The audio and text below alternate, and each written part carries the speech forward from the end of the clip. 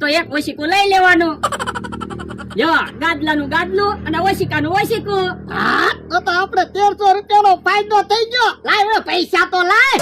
પૈસા ક્યાં વજ્યા? એના તો હું મારી હાટુ કપડા લાવ્યો. હે બાપા તો મારે શું ફાયદો છો? પણ મારે એક જોડી નવા કપડા આવી ગયા. ઈ ફાયદો જ કહેવાય ને. મારે ફાયદો થાય, તમારે ફાયદો થાય, હરખું જ છે ને. લ્યો બોલો. ઈ એમ કે તમારે ફાયદો છો, પણ મારે આમાં શું ફાયદો છો?